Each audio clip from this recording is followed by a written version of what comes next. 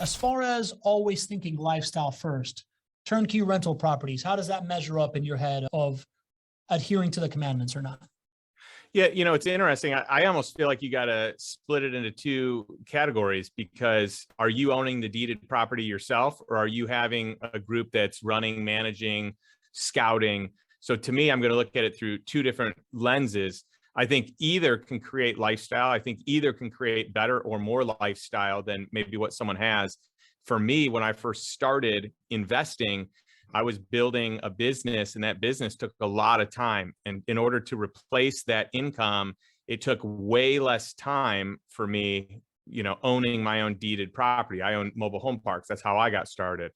And so for me, it was a total upgrade. I was able to replace my income working way less time, but I was still working. It wasn't totally passive, but it was way closer to passive, versus if I went with a syndication like today. We've got an operation and a team that kind of handles all of our real estate. So anything I buy truly is passive today. But if I didn't have that team in place, and I do a lot of syndications and funds, that is truly passive. And so, yeah, those pass with flying colors.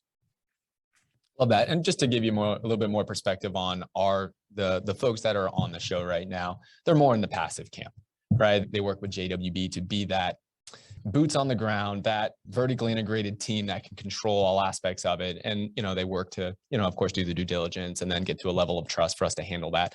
And they really enjoy that complete passivity. So that would be great to kind of assume that that's kind of going to be the angle that we'll take as we're kind of going through those 10 commandments.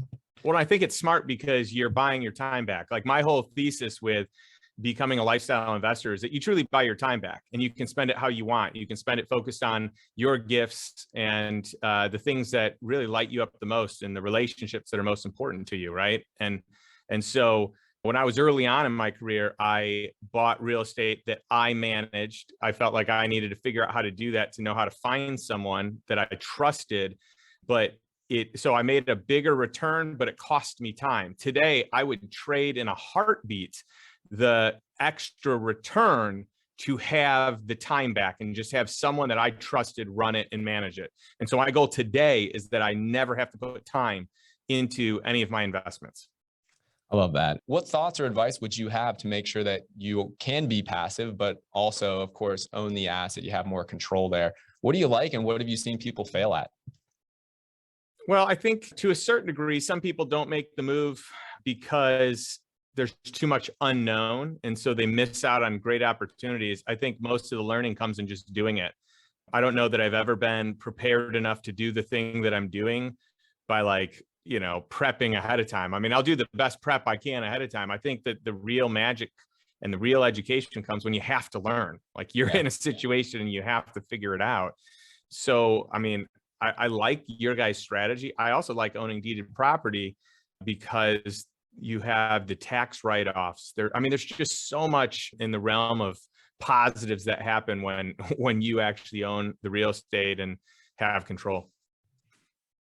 Love it. Cool. All right, let's go. Commandment number 2.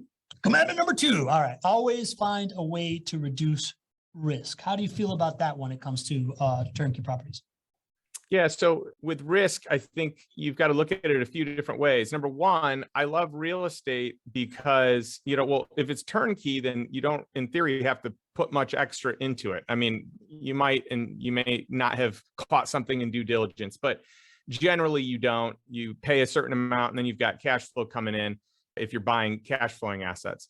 What I really like about it is generally like an asset's not going to go to zero. And even if it did, if it burned down, you've got insurance. So, there's replacement costs, in there. But what I do still think is important is there's risk on borrowing and being over levered, right? And so, and then making sure that you've got good terms. So if you're buying at a certain cap rate and then you have an interest rate that is at that same cap rate, that's pretty risky. So trying to kind of, game the spread and get 2% or 3% of a spread, I think is really nice. And then the other thing is you got to be careful. Some people invest for appreciation, and we just don't know what's going to happen in the future or how long that's going to take. So if you invest for cash flow, then it doesn't matter how, if the economy crashes, that's okay. You've got cash flow to cover it. You're not forced to sell like someone who's not cash flowing, right? So there are a lot of ways to de-risk it. Real estate in itself, like a stock could go to zero. Your real estate's never going to go to zero. The worst things can happen in the world, and there's still some intrinsic value in it, and you get the write-offs on top of it. So it's pretty de-risked, but I think you also have to be careful on the leverage side, which we can get to in, a little bit later. Yeah, I love it. I always talk about cash flow as being the entrance to the dance when it comes to a successful rental property investment, right? It's something that you have to require before jumping into this, because I think simplistically about what is an asset versus what is a liability. And if something's paying me every single month, that's positive cash flow. That's an asset. If I have to pay something every single month, that's a liability. And I don't want to stack those up. I want to stack up assets. And then you talked about what would happen if the market turned.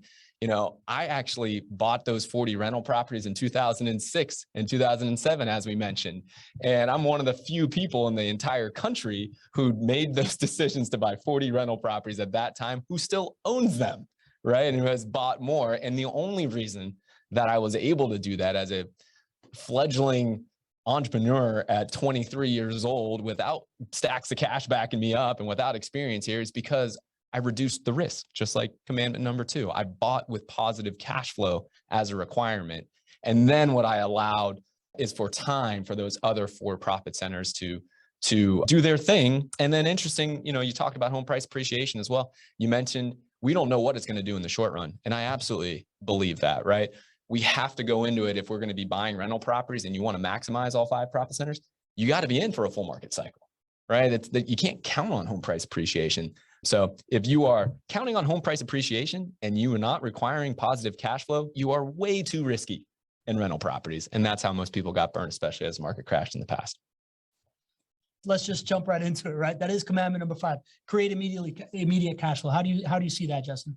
Yeah, to me, I think that so number 1, turnkey is great because you're cash flowing.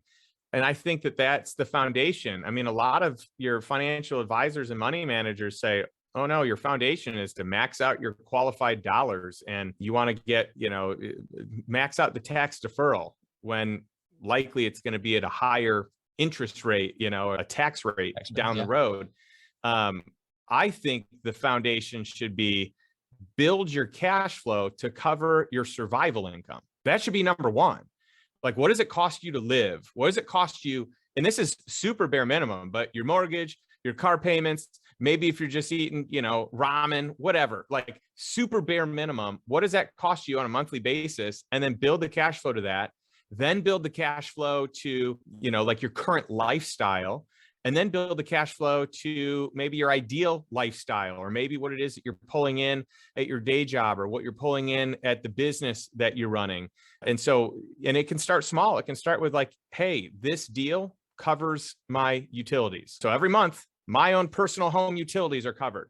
That's great. And then buy another one that, covers, your car payments, and then buy another one that eventually covers your mortgage. But yeah, cash flow is imperative to me. Now, once you have cash flow and once you're covered, then I actually think you should consider other options. I don't think that having everything in cash flow makes sense either, but I do think that that's kind of like the first stop. Love it.